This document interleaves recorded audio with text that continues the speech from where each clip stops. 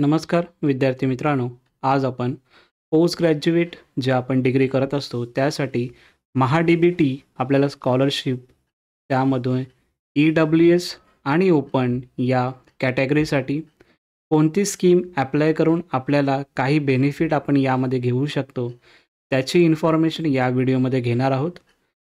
जर तुम्ही चॅनलला नवीन असाल तर चॅनल सबस्क्राईब करा, जेणेकरून तुम्हाला याबद्दलची इन्फॉर्मेशन या LLB 3 इयर्स 5 इयर्स रिलेटेड जे काही इन्फॉर्मेशन असतात त्या इन्फॉर्मेशन तुम्हाला या चॅनल थ्रू भेटत असतात.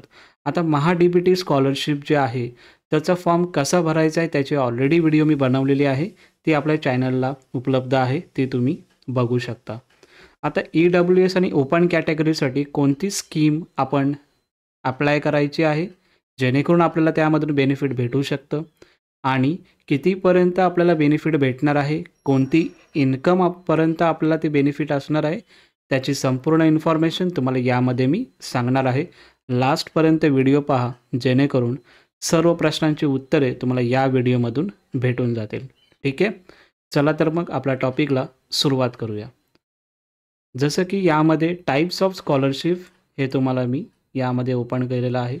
यामध्ये तुम्हाला ओपन आणि ई-डब्ल्यू-एस कॅटेगरीसाठी ज्या स्कॉलरशिप आहे ती स्कॉलरशिप तुम्हाला मी सांगत आहे.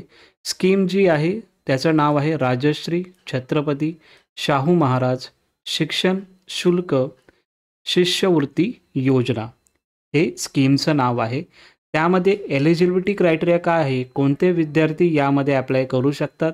ओपन ई-डब्ल्यू-एस कॅटेगरीमधले स्टुडंट अप्लाय करू शकतात, पण ते विद्यार्थी महाराष्ट्राचे असले पाहिजे, म्हणजे त्यांना महाराष्ट्राची डोमासाईल त्यांच्याकडे असलं पाहिजे की तुम्ही महाराष्ट्राचे रहिवासी आहात म्हणून.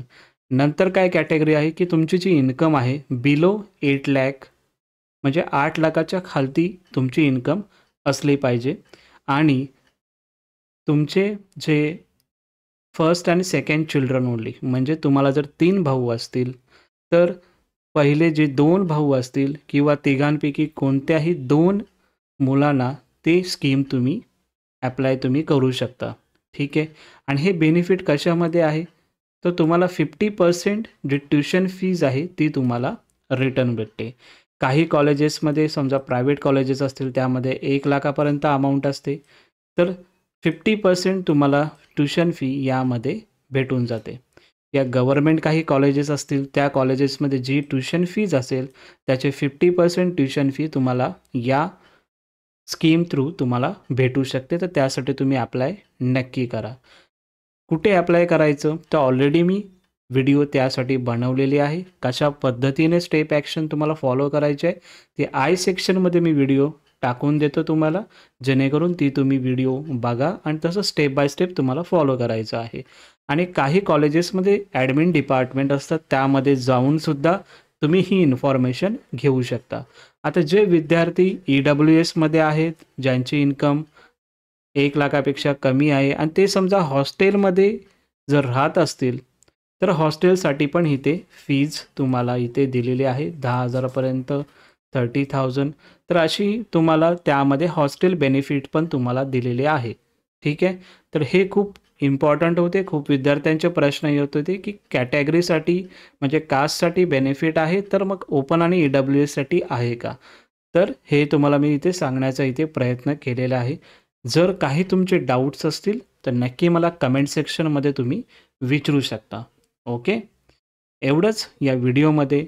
अजून काही इन्फॉर्मेशन तुम्हाला पाहिजे असेल किंवा काही तुम्हाला गोष्टी समजल्या नसतील तर नक्की मला कमेंट सेक्शनमध्ये कमेंट करा, मी नक्की तुम्हाला हेल्प करण्याचा नक्की प्रयत्न करेन.